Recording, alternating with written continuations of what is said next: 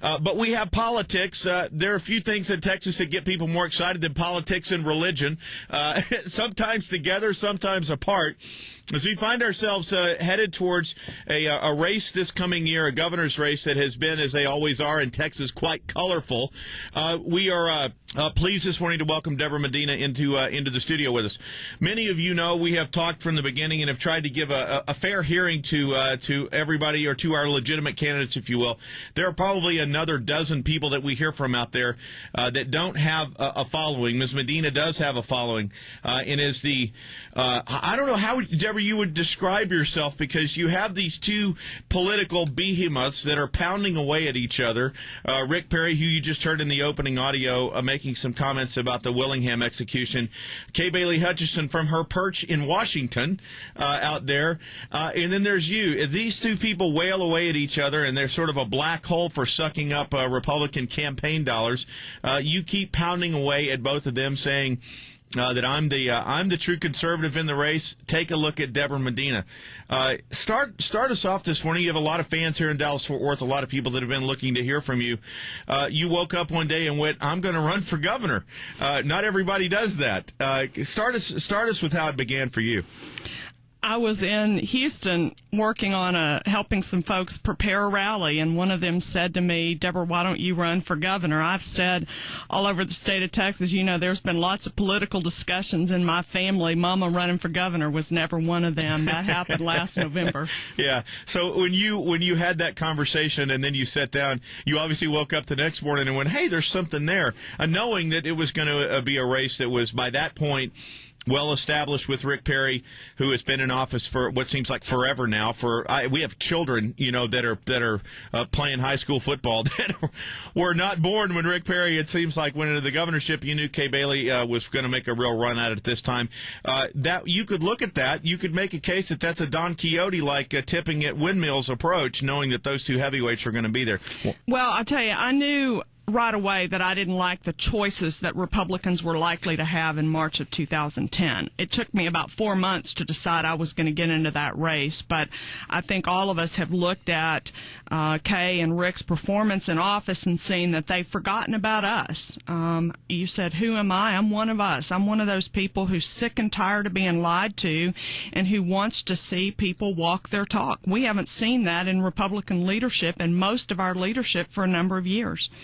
If you had to take 10 minutes after 7, by the way, Texas gubernatorial candidate Debra Medina with us live in studio. If you had to take a first cut, if you will, and I don't mean that literally, but maybe I do. If you had to take a first cut at Rick Perry, describe what you see in him or don't see in him in terms of leadership, and how you differ with him. I think Rick really has a distorted notion of what the proper role of government is. Conservatives believe in a limited government. He says that, and yet how is it limited when you even consider issuing executive order that says you've got to vaccinate your child? How is it limited when you consider the biggest land grab in the state's history? TTC, of course, the Gardasil controversy, where Rick tried to tell people like me that I had to inoculate my 12-year-old daughter, to which I and most every other Texan said, hell no, you're not going to tell us what to do. That's a decision for our doctors. And then the second point, of course, the Trans-Texas Corridor. Yeah, how is it limited when you stand up in front of a bunch of reporters and say, I don't really care about the fine line of the law. I'm going to go in and take 400 children from their parents in West Texas, when the Supreme Court said you had absolutely zero evidence, Governor, zero evidence that those children were at harm, and you supported removing them from their families. All of that flies in the very face of what we believe as Republicans and certainly as conservatives. Well, he has also, Debra, taken great pains, I think, over the last number of months to appear to be conservative. I have always said about Governor Perry, of course, he runs as a conservative but governs as a centrist. And to that end, one of the things I think that is bothersome to people is that he has gone out to the extent to court Tea Party conservatives, to court we say this with a smile around here because he brought it on himself. The governor talked about succeeding from the union. We have laughed about that a number of times. He is doing a lot of these, hitting a lot of these touch points to appear more conservative as he's running right now. You know, one of the things that he's not talking about is, or not talking about honestly, is the financial condition of the state of Texas. You said he governs centrist. He campaigns as a conservative. This state is $31 billion in debt. We've maxed out over 85% of our constitutional debt limit. We are doing the same sorts of things as a state that California did 15 years ago that got them where they are today. Texas has got to be more careful about our spending. We would be in a heap of trouble in our budget today. We would have had to cut 30% of our spending had it not been for the bailout from Washington, D.C. He beats Kay up for that, and yet he sent a letter to the Congress asking them to pass that very bailout last October. And Debra Medina. Debra's in studio with us this morning. We talked in the opening segment here, Debra, about Rick Perry, some about your desire to get into the race, about Rick Perry specifically.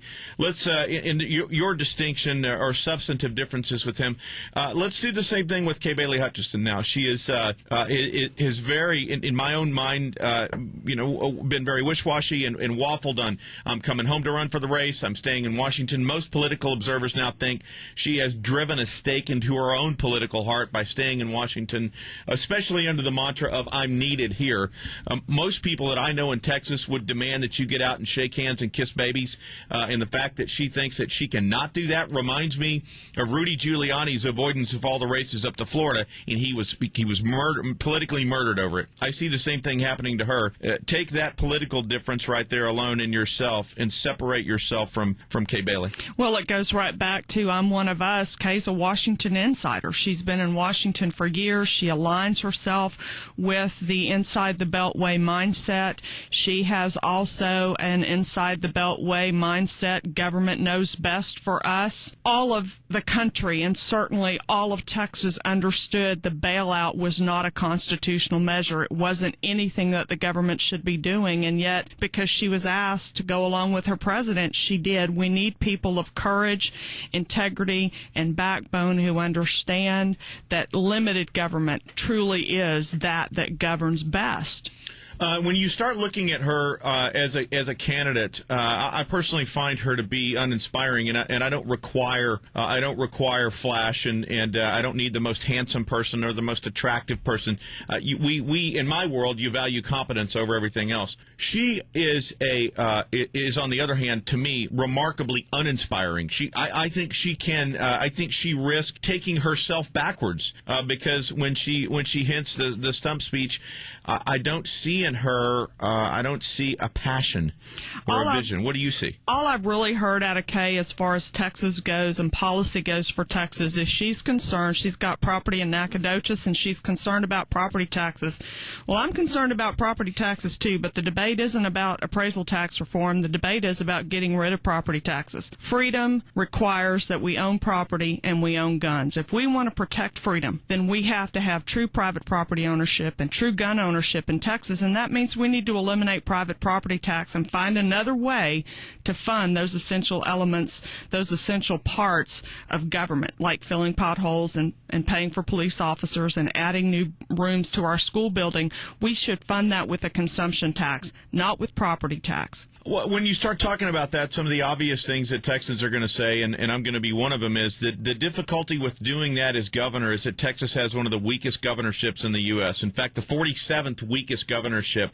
How do you, the presumption being, or you wouldn't be here, that you can defeat these people for governor, however that goes down, how do you get in the governor's office and make those kind of substantive changes? I think what we're all looking for is someone who leads. You know, part of the job of the governor is to set a goal, if you will, to set a vision and then encourage people to step up. No one of us accomplishes freedom in a vacuum. We get there because we have other people working with us. Maybe the new litmus test in the Republican Party needs to be, will you support private property ownership in this state? It is an essential element of freedom. We have to defend that. We want to pass that on to our children. And today we don't own a blooming thing in Texas. We rent it from 19, 20, 30, 40, 50 government entities that have their finger in our home.